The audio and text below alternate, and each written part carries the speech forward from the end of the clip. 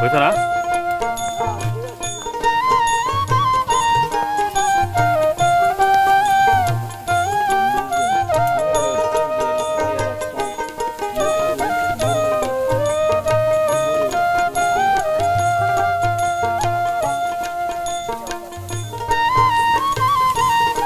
এখন কি পানি খাওয়াইতে নিয়ে যাচ্ছেন না? আপনার গেস্টের নাম কি? কুশাটা না? আচ্ছা কোনে যাবেন ভাই?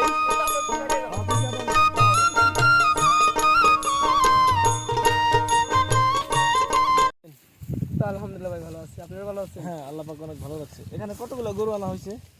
গরু এখন আমাদের এই দুজনের মোটামুটি মনে করলেন 25 থেকে 26টা গরু আছে দুজনে। 26টা গরু আছে। 25-26টা। প্রতিদিন কয়টার দিকে নিয়ে আসেন চোখে গরু? মোটামুটি 9টা 9:30টার দিকে চকে আসি আর মনে করলেন 4:30টার দিকে বাড়ি ফিরে রওনা হয়ে যাচ্ছে। তো দুপুরে খানা খাইছেন? দুপুরে খানা হয় না আমাদের, খানা হয় না, সকালে খাবার আনছিলেন না খাই? সকালে খাই আসি, আবার মনে করলেন 4টে 4:30টার দিকে যায় কিছু খাই, আবার রাত্রে আবার কিছু খাই। খালি গরু পাললে কি সংসার চলে না আরো কিছু? গরু পালি আবার এই যে খেত খোলা আবাদ টাবাদ করি, এই ধান লাগাইছি কিছু। কৃষি কত বিঘা জমি বুনছেন আপনারা? মোটামুটি 8-10 পাহি লাগাল আছে আর কি। এখানে এক পাখি কত শতাংশ? এখানে আমরা শোনকে রাখি তো আমাকে নিজের শোনায়, বুঝছেন? নিজের শোনায় এগুলো অন্যজনের কাছ থেকে নেই, এগুলো 3000 4000 2500 যেরকম পারে আর কি। হ্যাঁ, নিচু জমির দাম কম আর উঁচু জমির দাম একটু বেশি। নিচুটা কত করে আছে? বিশেষ করে আমাদের এখানে মনে করলেন টমেটোর আবাদটা একটু বেশি তো মনে করলেন এই টমেটোর জমিগুলো রাখতে গেলে অনেক টাকা লাগে, 5-7 হাজার এরকম। আচ্ছা ভাই, এই যে গরু যে নিয়ে আসছেন, আপনি কি সারা বছর এভাবে ছেড়ে দিয়ে লালন পালন করেন? তো আমি তো মনে করলেন আজ 7-8 বছর ধরেই এই গরুর পাশেই।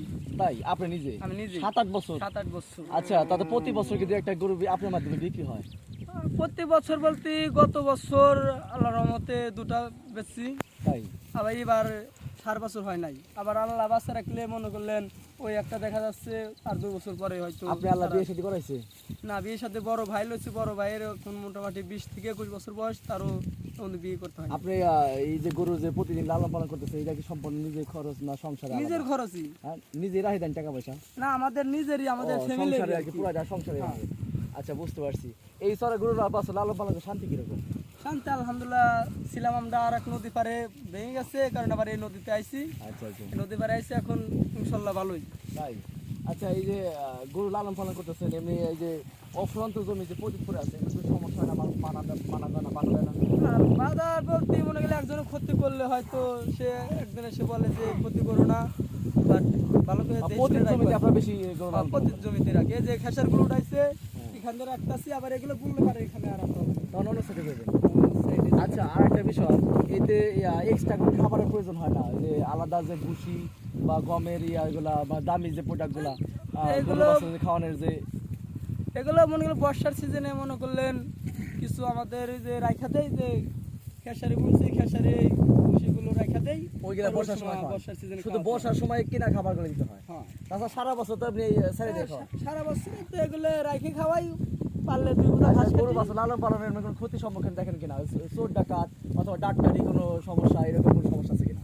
ডাক্তারি তো এই মনে করলেন অসুখ বিধি হলে ডাক্তার দেখাই, আবার মনে করলেন এই গরু নিয়ে যেতে হয় শহরের দিকে, না গিয়ে ডাক্তার আসে? বাড়ি বাড়ি বাড়ি বাড়ি পরে চিকিৎসা পান? গতকালকেও দেখাইছি, গতকালকেও মনে করলেন 2700 টাকা লাগছে। বিল হয়েছে? আচ্ছা, এমনি চোর ডাকাতে আপনাদের কোনো রিস্ক আছে কিনা? চোর ডাকাত আইসো অল্প কয়েকদিন ধরে বন্ধু, বাট ভালোই নাই। লাগতেছে, দেখা যাচ্ছে না। আচ্ছা, আপনারা যে অন্য চর থেকে এ চরে আসলেন, তাতে এই যে দুর্গম চরে আসলেন, নতুন বাড়ি ঘর করলেন, নতুন জায়গায় গরু লালন পালন করতেছেন, তাতে কোনো সম্মুখীন হইতেছেন কিনা বিপদে? বিপদ বলতে আমাদের অনেক টাকা পয়সা এখন খরচ হয়ে গেছে। খরচের বিষয়টা আলাদা, আমি বলতেছি বিপদের সম্মুখীন হলো চোর ডাকাত বা কোনো মানুষের খারাপ নজর, অথবা দেখা গেলো যে হুমকি দামকি নেতা এরকম কোনো না, ঝামেলা? এরকম হ্যাঁ? তো মনে হয় না। এরকম হয় নাই? আগে কোন চরে ছিলেন? আগে ছিলাম চরবষ্টম। চরবষ্টে। ওখানে কি ভেঙে গেছে না? ওখানে কাছে কাছে নদীর বাড়ির কেসে চলেছে, এই কারণে আমরা ওখান থেকে আগেই চলে আসে? তাহলে তো আমার মানিকগঞ্জের লোক আপনার। আমরা মানিকগঞ্জের। আচ্ছা, হয়েছে যেহেতু আপনি অন্য চর থেকে এই চর আসছেন, এরকম আপনার মতো আমি যদি আসি অথবা দূরের কোনো মানুষ যদি আসে এই চরে, তাতে কি তারা বিপদের সম্মুখীন হবে কিনা, না আপনাদের মতো শান্তির মতো বসবাস করতে পারবো? আমাদের মতনই ই করবো, কোনো সমস্যা নাই, কোনো কোনো সমস্যা নাই কোনো সরি। সমস্যা করতে পারবে না। আচ্ছা আচ্ছা, বুঝতে পারছি। ভাইয়ের নামটা কি? আমার নাম হচ্ছে মোহাম্মদ রাজিম রানা। মোবাইল নাম্বার আছে না? আচ্ছা, একটু বলেন তো দেখি। 01791843097। আবার বলেন।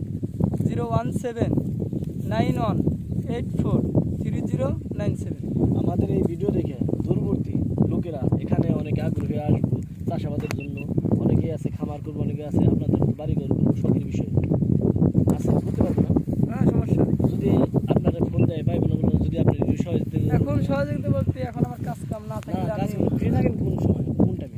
ফিরে ভাই, আমরা কৃষক মানুষ মনে করলেন সকাল 8টার সময় ভাই বের হলে তো রাতে ফ্রি আর কি, সন্ধ্যা পাবে বাংলাদেশে। বাংলাদেশ আমাদের এই ভিডিও দেখে বাংলাদেশের থেকেও বা বিদেশ থেকে বাইরে থেকে অনেকেই ফোন দিব, দেখা গেলো যে তারা আসলে আপনি খালি হাতে করবেন, আপনার একটা রোজের দাম আছে 1000 টাকা বা 1500 টাকা, ওই টাকা দিয়ে আপনি খরচ দিয়ে আপনি সহায়তা নিল বা।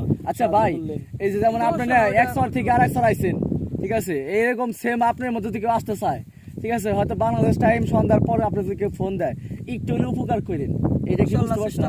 কারণ আপনার মতো অন্য কেউ ওই চরে আসতে পারে এরকম গরু লালন পালন করার উদ্দেশ্যে, অথবা দেখা গেলো যে এর চরে খামার করার উদ্দেশ্যে বা যে কোনো একটা কিছু করার উদ্দেশ্যে যদি কেউ আসে, আপনার নাম্বারটা নিলাম, কেউ যদি আপনাকে ফোন দেয় আপনি একটু উপকার করেন, বাধা দেন না, ঠিক আছে? স্যার একটা কথা জিজ্ঞেস করি, সামনে তো কুরবানি ঈদ, এই কুরবানি ঈদ উপলক্ষে আপনাদের কোনো পরিকল্পনা আছে নাকি? মানে কয়টা গরু বিক্রি করবেন, কয়টা গরু কুরবানির যোগ্য, এরকম কয়টা গরু আছে আপনাদের?